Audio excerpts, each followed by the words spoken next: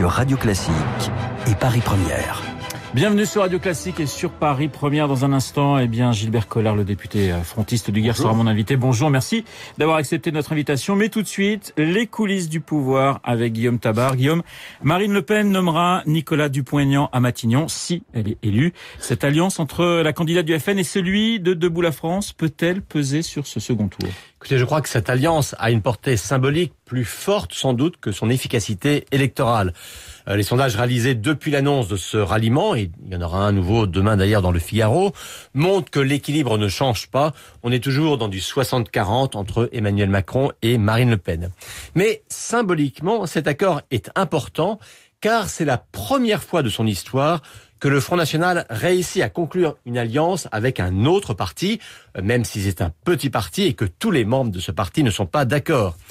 Cette incapacité du Front National à nouer des alliances était pour lui un problème à la fois électoral et moral, à la fois arithmétique et éthique. Car pas d'alliés, ça voulait dire pas de réserve de voix pour le second tour, mais ça soulignait surtout le côté infréquentable du parti lepéniste. Eh bien, avec cet accord avec Nicolas Dupont-Aignan, Marine Le Pen peut se réjouir d'avoir franchi une étape de plus dans la normalisation de son parti. Guillaume Dupont-Aignan ne risque-t-il pas de perdre son crédit en rejoignant Marine Le Pen ? Alors, c'est clair qu'en termes d'image, il paye cher. D'autant qu'en annonçant son choix, il a mis en avant son gaullisme, ce qui lui a valu des tombereaux de réactions indignées et même des insultes parfois vulgaires comme celle du cinéaste Mathieu Kassovitz.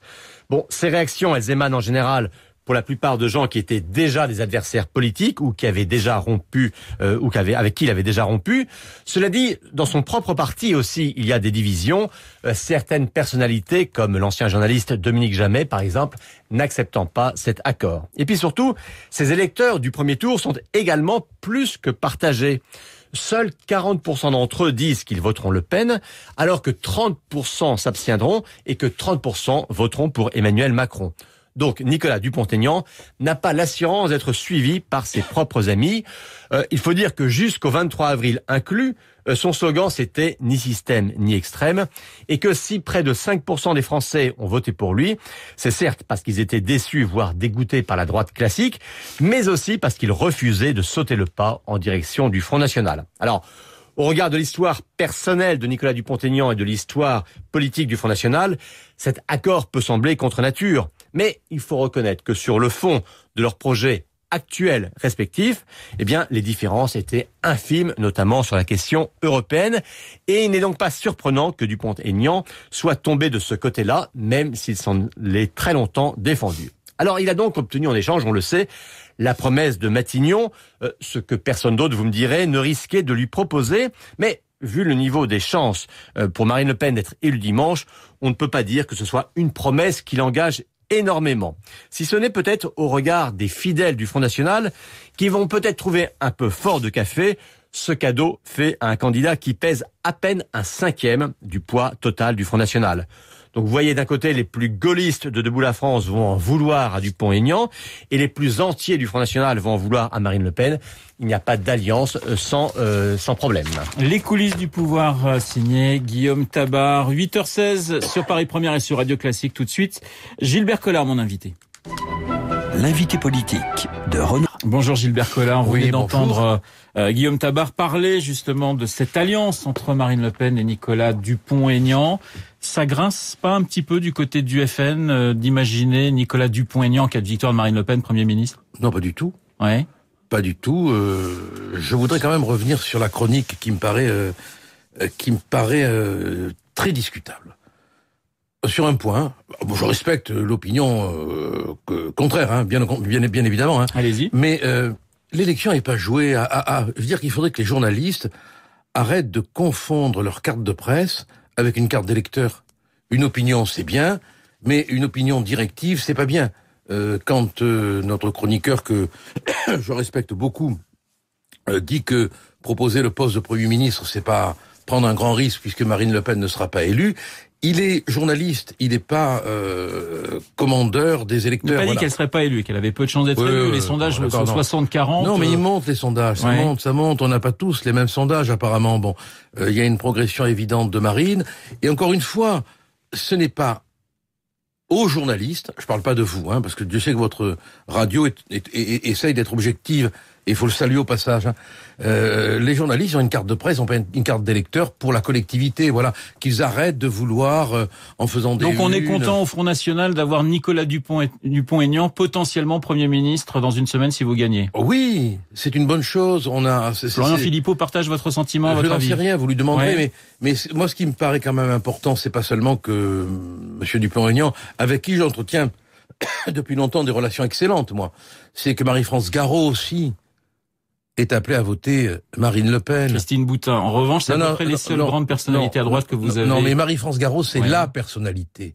Rappelez-vous quand même le rôle qu'elle a joué auprès de Pompidou, l'importance qu'elle a dans le gaullisme. C'est la dernière gaulliste historique. Alors, de grâce, tapez-nous dessus tant que vous voulez, mais quand il y a un fait important, dites-le. Marie-France Garot, c'est essentiel, c'est la parole du gaullisme. Bon, qu'un journaliste ait la franchise de le reconnaître, ça ferait du bien, quoi. Voilà, on a la gaulliste historique, la dernière, qui a rejoint Marine Le Pen. C'est quand même pas rien. Et vous avez d'autres gaullistes, par contre, qui vous ont pas rejoint. Mais tant mieux.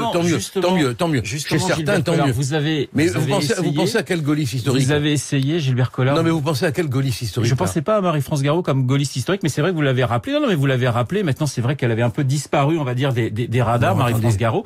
Mais oui, elle avait un petit peu disparu des radars, Marie-France Garot, quand même. Ça va être dans l'INA, ce que vous dites. Oui. Elle a un petit peu disparu des radars, Gilbert Collard. Pour vous, Marie-France. Ça n'enlève rien au rôle qu'elle a pu jouer sous Pompidou et sous Chirac. Avec Pierre Juillet. Ça va être une archive. Je suis d'accord. Tant mieux. Vous allez assumer ce que vous dites? J'assumerai ce que je viens de dire. Quand on va le repasser en boucle, que Marie-France Garot n'est pas la gaulliste? J'ai pas dit qu'elle n'était pas la gaulliste, j'ai dit qu'elle avait disparu des radars, Gilbert Collard. Ah ben ça c'est sûr qu'elle va pas chez Hanouna ni chez Ruquier, ça c'est clair. Ça je vous l'accorde volontiers. Si c'est pour vous les radars, elle y était pas dans les radars. Vous avez essayé, Gilbert Collard, justement d'attirer, de parler, parce que vous parlez à des personnalités de la droite de venir justement rejoindre le Front National. Ça n'a pas vraiment marché. Où vous en êtes où, par exemple, avec Henri Guénaud?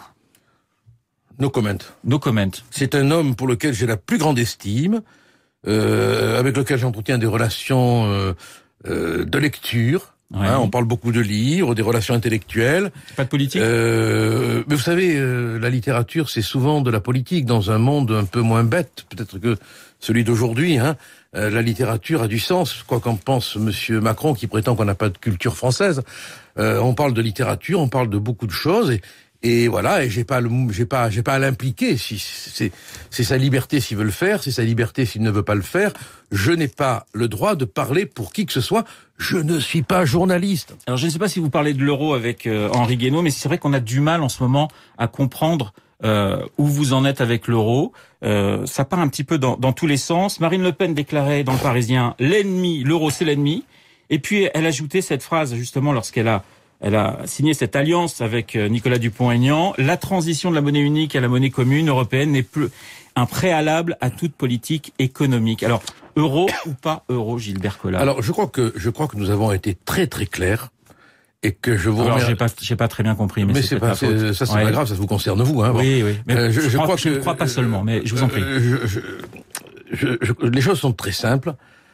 Dans un premier temps, Marine Le Pen l'a dit, elle l'a redit, elle l'a répété, dans un premier temps, et il faut que les auditeurs qui aiment la musique classique nous écoutent bien, dans un premier temps, il n'est pas question d'aller dans la précipitation, on va négocier avec autorité, non pas en mettant le genou à terre devant maman fouettarde Merkel comme l'a fait Monsieur Macron, mais avec autorité. Négocier pendant plusieurs mois, voire plusieurs années, comme le dit Marion Maréchal Le Pen. Alors on va aller voir Madame Merkel pour négocier. Madame Merkel, c'est une image.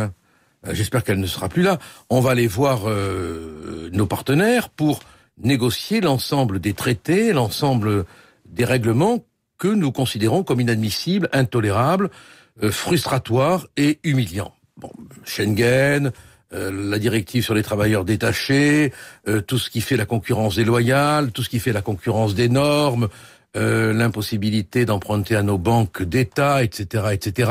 Et vous allez interroger les Français sur cette question. Un immense contrôle après sur le fonctionnement de l'Union européenne, parce que quand même, on encaisse mal, si je puis me permettre ce mot, le fait qu'un quart des banques européennes planquent leur fric dans des paradis fiscaux. Mais sur l'euro, Gilbert Collard, est-ce que vous pouvez me donner un calendrier? Ce qui n'a décoiffé aucun journaliste, hein, bien évidemment. Alors donc, pour répondre à votre question, dans un premier temps, on va discuter tout ce qui pose problème au niveau du fonctionnement de l'Union européenne.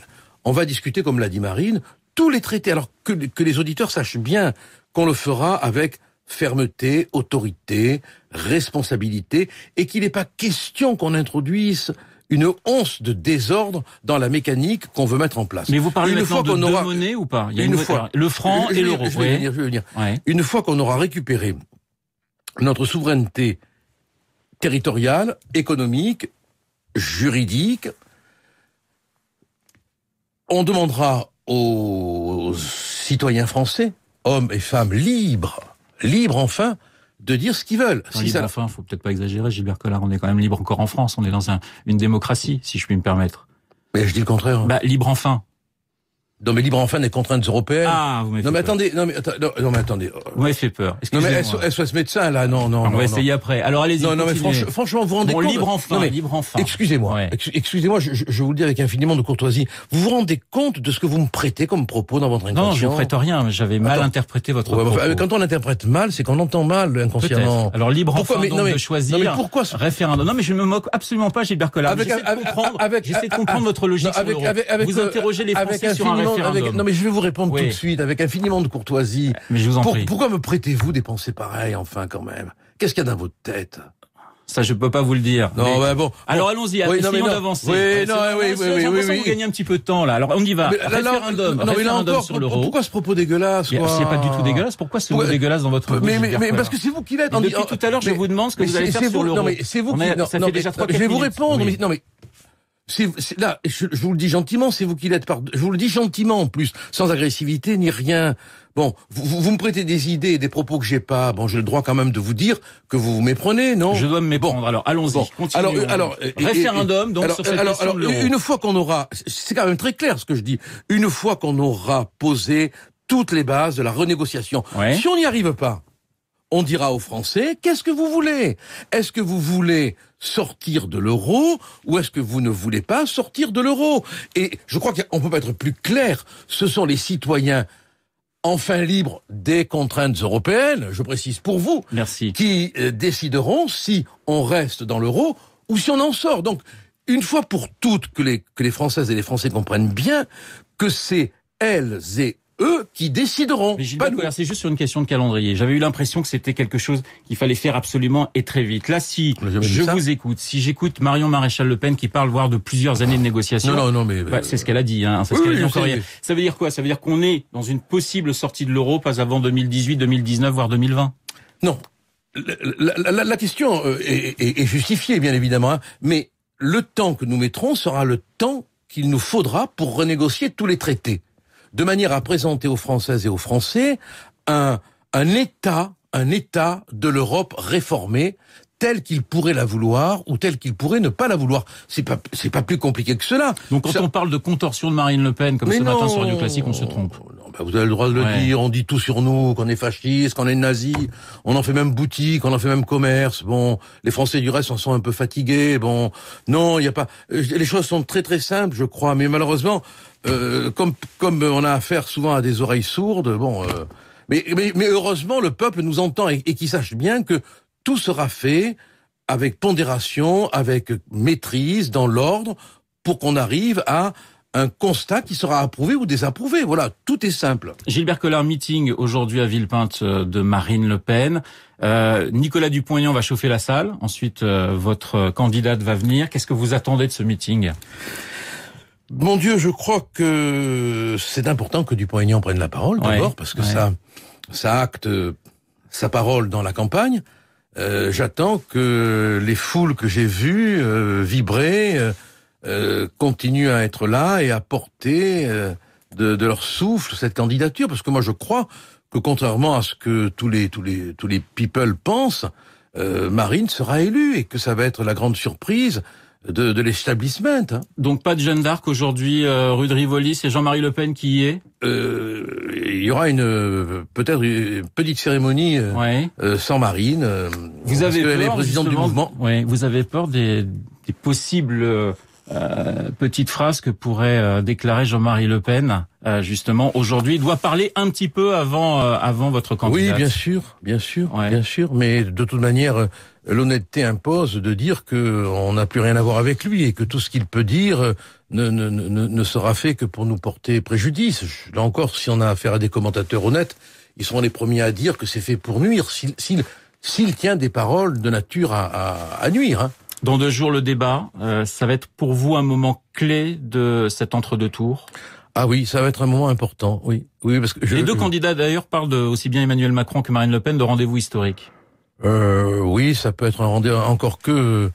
oui, bon. Il faut être deux pour faire de l'histoire. Ils seront deux. Oui, justement, Ouais. ouais, justement, il me semble qu'il y a un candidat, mais ça c'est un peu normal que je le dise. Hein, Oui, ça, je vois, je pense à... qui est un J'imagine peu, à qui vous pensez, oui. qui est un peu de l'ordre de la télé-réalité. Voilà, bon, ça c'est mon opinion. J'oblige personne à la partager, bien évidemment. Hein. Je trouve que Monsieur Macron est très marque de produits cosmétiques, quoi. Voilà, bon. Et à mon avis, les éclairages vont le montrer dans ce qu'il est, quoi. 2 questions plus personnelles. D'abord, est-ce que si on vous demande d'être ministre, vous acceptez en cas de victoire de Marine Le Pen? Je n'ai jamais rien refusé à Ouais. Marine. Si elle me le demande, oui.